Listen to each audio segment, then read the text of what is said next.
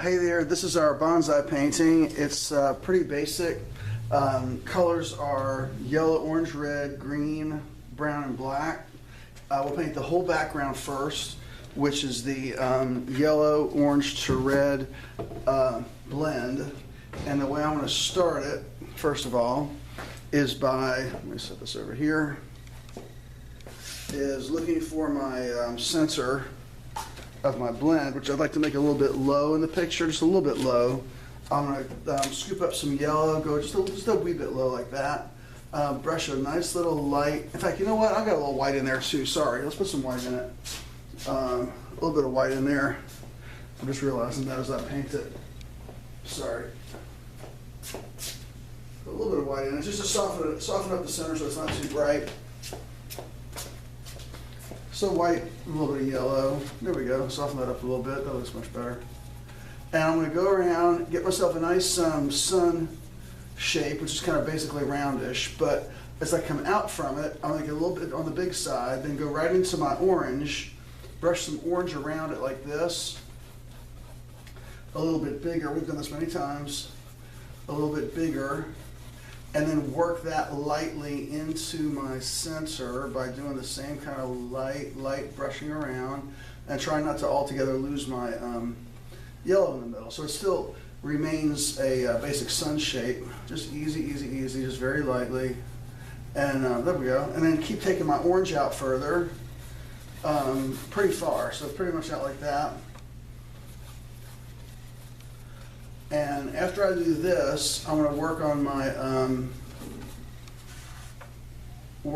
my basic form.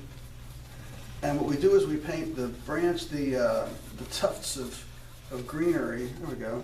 I might come a little bit wider so the red's not too bold on the outside.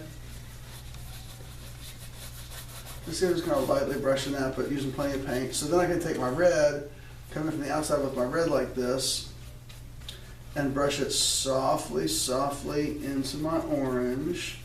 So I get a gentle kind of transition, kind of like that. That's all pretty. More red, out like that. And just easy around the outer perimeter, or circumference I should say, like that. And look how pretty, see that white made a difference in the middle there. And bring it around, and take it all the way. And we're going to be ready to start painting right on this. So I want to make sure it's even though I'm brushing it with lots of paint, I'm still smoothing it out as I'm painting it. Great. So it's not too overly wet when I go to paint my green parts. So I'm being kind of rough here. That's not so pretty. There we go. Fix that up a little bit. Okay. Now, once I'm done with that, I'm gonna get my angle brush, and I'm starting to use these smaller angle brushes now from the just because they're available, they're readily available, and they stay pretty good for a while. It's the angle brushes that are like 1/8 to 1/4 inch wide from the, it's the set here at Michael's. It's the Craft Smart set. They're $8 for all these brushes. It's the Craft Smart set. This whole section is filled with angle brushes. Most of them are 1/4 or 1/8, but there's some really narrow ones that you won't use. And then the right side is all pointy brushes. In the middle you won't really use so much. They're a different type of brush. But the angle brushes are good. So the brushes are like this. They're like the old angle brushes we used to use that were they're simply Simmons brushes, but now these are a lot more economical, and they're readily available. It's a constant price, $8. It doesn't discount. It's that everyday price thing, but it works out really well. Okay, brown paint. I'm going to get a little bit of brown paint, and I'm going to start off about 1/3 of the way up, right about there, and I want to end about a quarter of the way in. So if I mark a half right there, I'll mark half again right there. That's pretty good. And what I want to do is just make a nice little curve, just easy. And I'm scoring through the paint. The paint's a little wet, so I'm scoring through it. That's okay. Like that. I come down a little bit and then kind of go over some like that. So it looks a little more interesting. So I kind of come down maybe a little bit further like that. So I come down and then just sort of jumps over a little bit. Just a little line like that. I'm going to paint over all that, of course. And then eventually I'm going to end up with my basic shape. I'm going to just paint the basic shape of the main tree. And the main tree is going to come out right about, on this big area right here, it's up about a few inches, so like right about there. So I'm over from the center. The center's there, more or less. I'm over to the left about an inch or two. And what I'm going to do is make a letter S, okay? The S is going to be right about in the middle of my sun, right there. And it's going to loop around like this, kind of come around. I'm just lightly sketching this.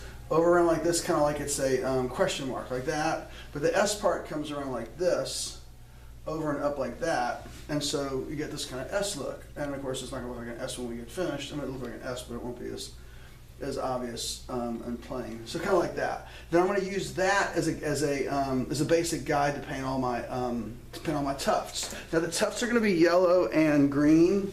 Now by the time you get to this point, yours should be pretty dry. But what I'm going to do is I'm going to start to mix up a little yellow and green together. So I got a little yellow and green, and it makes a nice little light yellow-green color. And I'm going to put my first one somewhere right around there, okay?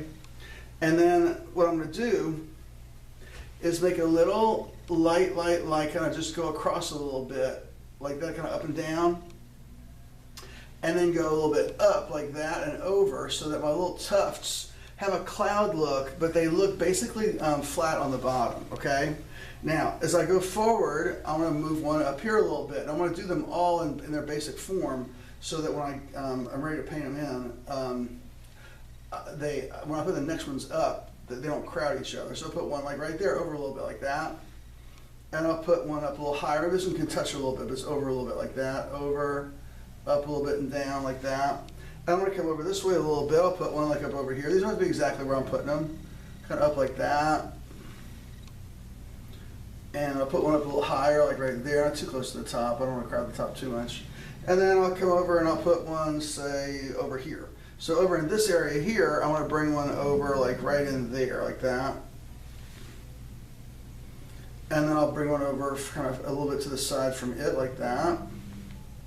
So it's up at an angle. Then I'll bring one up and over a little bit like this. So it's getting a little close, but I don't want to crowd this curve right here. So kind of like that. Looks pretty good, like that. And then one more over here, like this. And then I'll put one up a little higher. Maybe that one's a little wider. Okay, like that. Kind of like that. And then I'm going to come over here and put a few over here. I'd like to come over in this general vicinity. I'll put one about a third of the way up and in a little bit, like about a third of the way up and in a little bit, like right about there. Looks pretty good. And then I'll bring one up a little higher than that one, maybe over to the right a little bit, like that. And then I'll come over to the left a little bit again. And I want to be careful not to crowd my S too much, but it'll come over kind of like that. And then I'll bring one up over here a little bit like that. And those all successively go a little bit to the right. Then I'll put one up a little higher, like that. And over to the left a little bit, so that one's in a little bit. Okay, now, I want to pause the camera for a second because my background's a little wet. Yours will be a lot drier at this point. By the time you get this far, it'll be well dry. So I am painting yellow-green on orange and red, which is not optimal. So I may have to paint it twice, but the main thing is I just want to make sure it's reasonably dry, which mine will be shortly. So I'll be right back.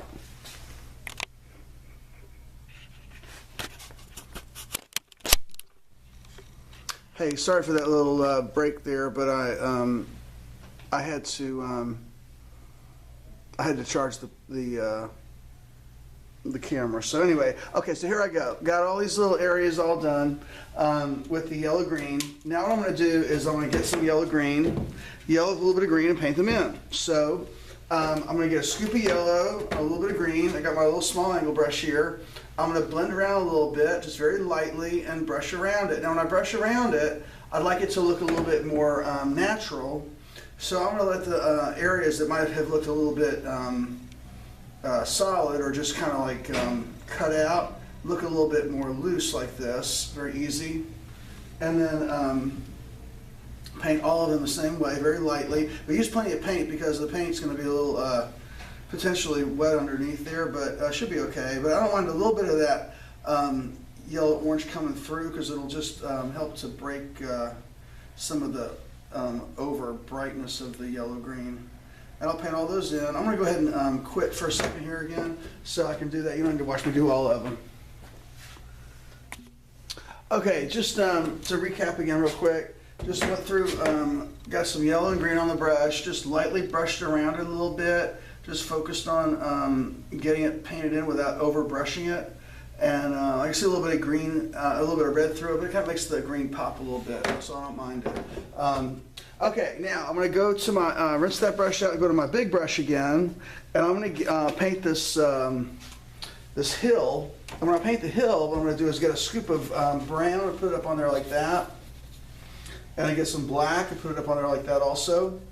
And what I'm going to do, I have all that brown and some black, and I'm going to take my brush like this, like that, and I'm going to try to make it look like this is a hill that is angled down this way some, and it looks kind of cool if I do that with the paint getting its blending happening at that angle. See, but I've got to start at the top, get myself a nice little top edge, kind of like we do with the mountains on the Paris Lights picture. And I don't care if there's a little bit of a gap at the top up there, it makes it look a little more natural. Take it all the way down like that. If you're left-handed, it might be a little trickier, but it shouldn't be that bad. And then come off, all the way off down here at the bottom, same thing, so it just goes right off the bottom. And a little scratchy top up there looks kind of good because it looks more natural that way. And so I get this illusion of a hill that's got a lot of mass to it and has a lot of movement to it. So instead of just being a big flat area, it's got some nice